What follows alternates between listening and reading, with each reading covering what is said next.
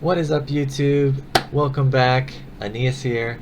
Today we're going through some of the top 5 brews for Dominar United that's coming out real soon, less than a week now. If you've been following me at all before on Twitter or on this channel, you know I'm a big fan of Control, of DIMIR, Grixis, Esper, all those things. So, of course, the first new brew for this Dominar United set is going to be DIMIR Control.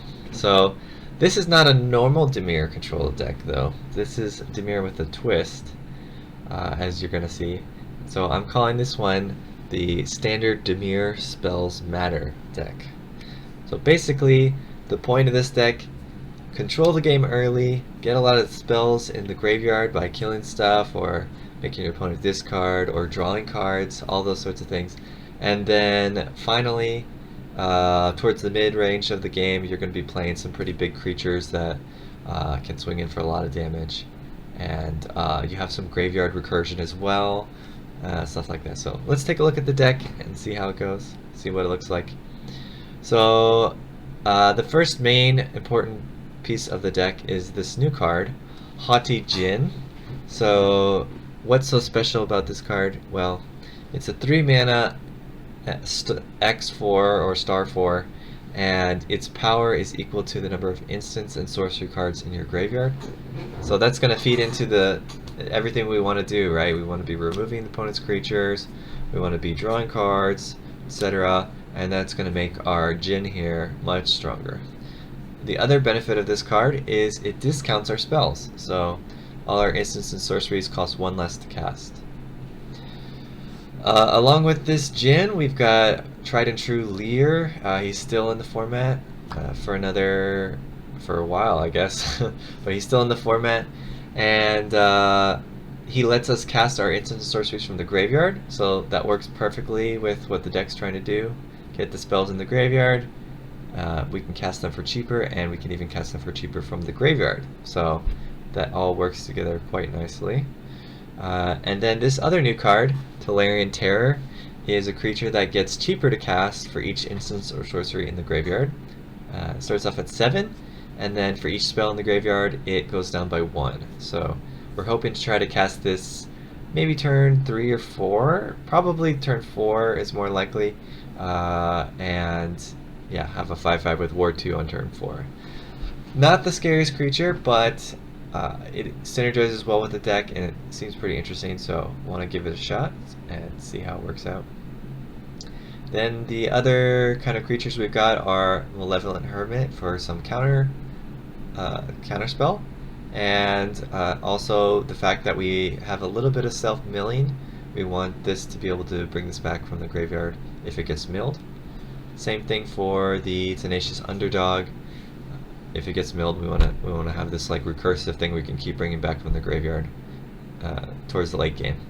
And both of these creatures are pretty good at being like chump blockers early game, or just straight up blockers early game, because you get to cast them again later, so you don't mind so much trading. So that's the creatures in the deck. There's only 12, but that's all we need, so hopefully, because of what else the deck has. We have a little bit of everything in here, so I put 1 Duress in here for early game, kind of pick a little bit out of their hand. Also, you'll get to cast it again with Lear later on in the game to prevent someone from killing your Lear, hopefully.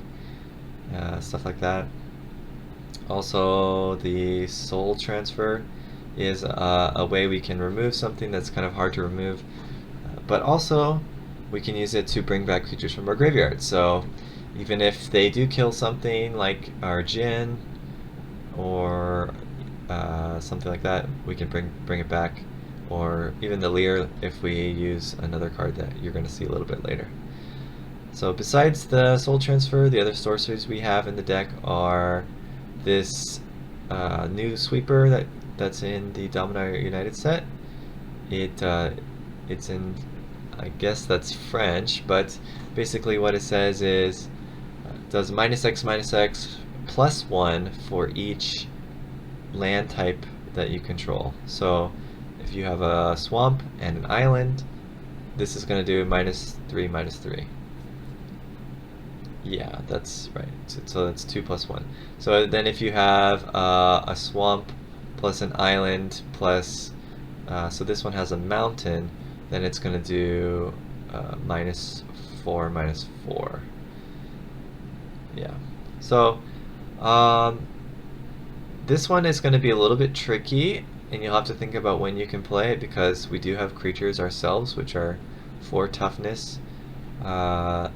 Originally, I was thinking not to include the Xander's Lounge because we don't want to wipe out our own creatures, but I think you just kind of need some more of the blue-black lands, and the cycling on these cards is pretty nice.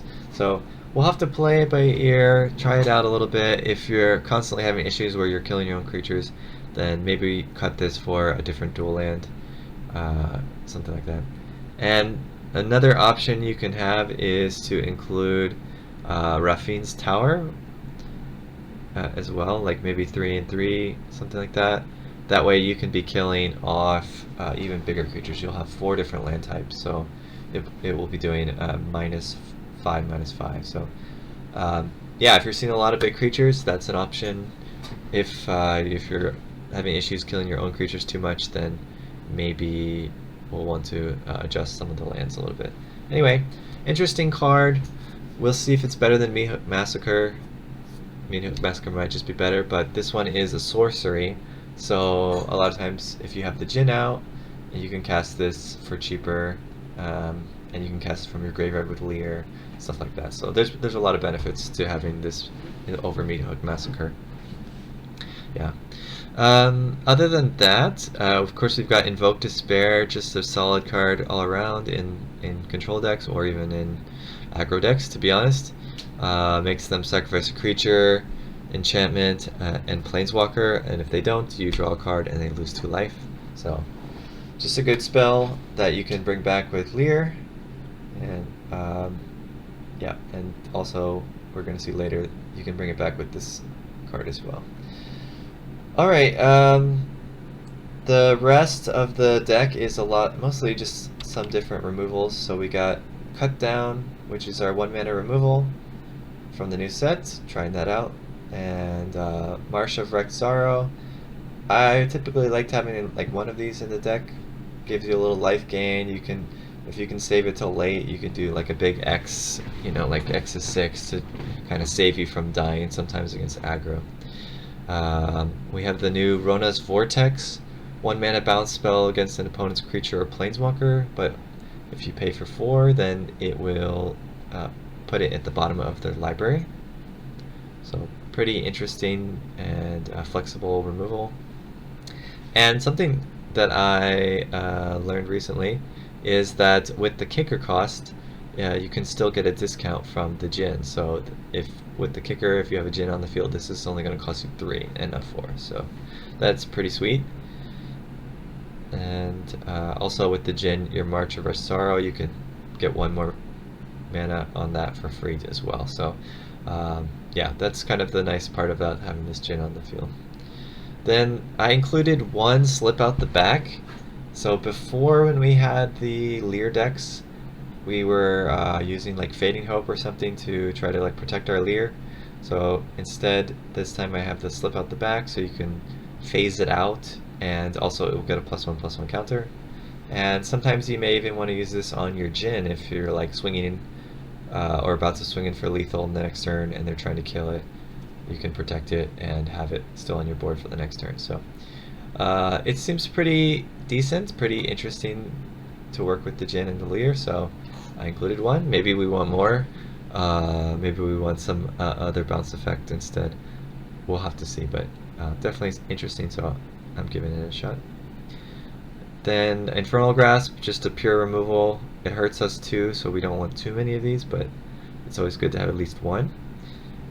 And as far as draw, we have Tainted Indulgence, so we can draw 2 and then discard something, like a spell, to quickly power up our Tolerant Terror or our Djinns.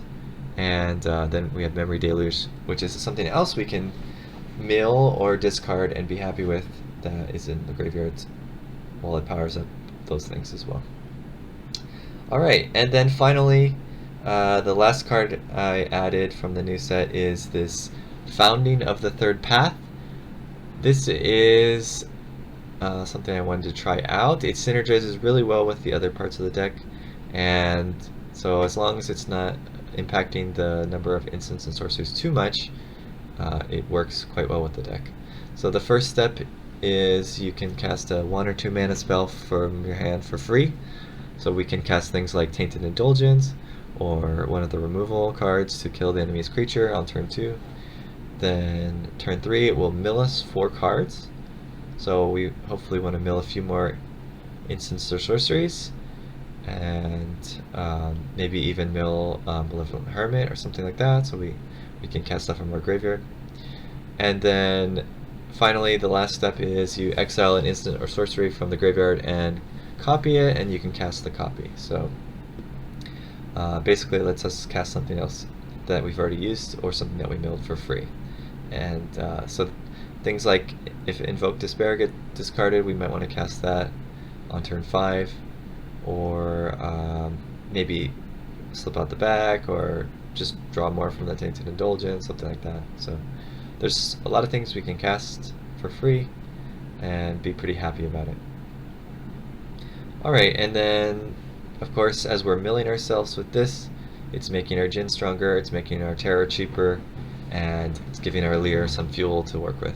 So all of those work pretty well together, and you have kind of an interesting deck that's like a little bit hybrid, a little bit of control, a little bit of value creatures, a little bit of recursion from the graveyard. So overall pretty unique take on DIMIR control that I am looking very much forward to trying out, and hopefully you are too. So yeah, for the lands, it's just kind of what we have in standard left. So one of the tri-lands, so that we have another blue-black land. Shipwreck March is still in there, which is good, so we still got that. And then of course there's the legendary lands, which give us a little bit of extra value. And I'm gonna post the deck list in the video description and also on Twitter.